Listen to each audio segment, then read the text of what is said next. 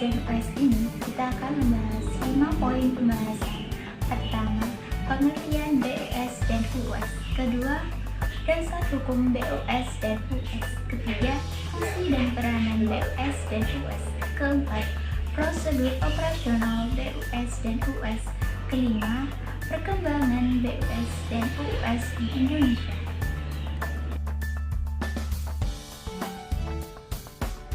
Poin pertama, pengertian BUS dan US. Bank Umum Syariah adalah bank syariah yang dalam kegiatannya memberikan jasa melalui lalu lintas pembayaran. Kemudian US atau unit usaha syariah adalah bagian dari bank konvensional yang berdiri sebagai kantor kegiatan usaha dengan prinsip syariah. Poin kedua, dasar hukum Bank Umum Syariah dan unit usaha syariah terdapat pada Undang-Undang Nomor 21 Tahun 2008 tentang Perbankan Syariah, kemudian Peraturan BI Nomor 11/10/BBI/2008 tanggal 19 Maret 2009 tentang unit usaha syariah. Kemudian poin ketiga, fungsi dan peranan Bank Umum Syariah dan unit usaha syariah. Pertama, sebagai tempat menghimpun dana dari masyarakat dalam bentuk tabungan, giro, serta menyalurkan kepada sektor yang membutuhkan. Kedua, memberikan layanan sosial melalui dana kos, zakat, dan dana sumbangan lainnya. Ketiga, memberikan pelayanan jasa perbankan kepada nasabah dalam rangka memenuhi kebutuhan masyarakat dalam melakukan aktivitasnya.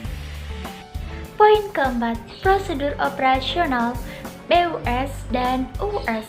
Pertama, penghimpunan dana. Penghimpunan dana menggunakan akad mudharabah dan wadiah.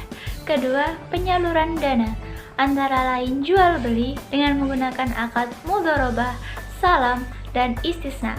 Kedua, ijarah. Ketiga, sirkah. Ketiga, produk jasa perbankan lainnya menggunakan akad wakalah, kafalah, sorf, qard, rohan, hawalah, dan ijarah. Kemudian, perkembangan Bank Umum Syariah dan unit usaha syariah di Indonesia dapat dilihat mulai dari 2001 sampai 2018. Mendirikan Bank Umum Syariah dan unit usaha syariah Muamalat Indonesia merupakan bank umum pertama di Indonesia yang menerapkan prinsip syariat Islam dalam menjalankan operasionalnya. Bank Muamalat Indonesia berdiri pada tanggal 1 November 1991 atau 24 Rabiul Tsani 1412 Hijriah. Pendirian bank ini digagas oleh Majelis Ulama Indonesia, Ikatan Cendekiawan Muslim, dan pengusaha Muslim. Kemudian Bank Muamalat Indonesia resmi beroperasi pada tanggal 1 Mei 1992. Produk-produk yang ditawarkan di Bank Muamalat Indonesia. Pertama, tabungan. Kedua, investasi. Ketiga, pembiayaan. Keempat, giro. Kelima, muamalat prioritas. Keenam, layanan corporate. Ketujuh, international banking. Kedelapan, deposito. 9, kartu ser e-debit. Dan terakhir, tax finance. Persebaran Bank Muamalat Indonesia dapat dilihat bahwa Bank Muamalat tersebar di 34 provinsi di Indonesia, termasuk Sumatera, Kalimantan, Jawa, Bali, Lombok, Sulawesi, Maluku, Ambon, dan Irian Jaya. Bank Syariah Mandiri merupakan lembaga perbankan di Indonesia yang mana berdiri dengan nama Bank Industri Nasional. Bank Syariah Mandiri didirikan pada tanggal 25 Oktober 1999 dan resmi beroperasi pada Senin 1 November 1999 atau 25 Rajab 1420 Hijriah.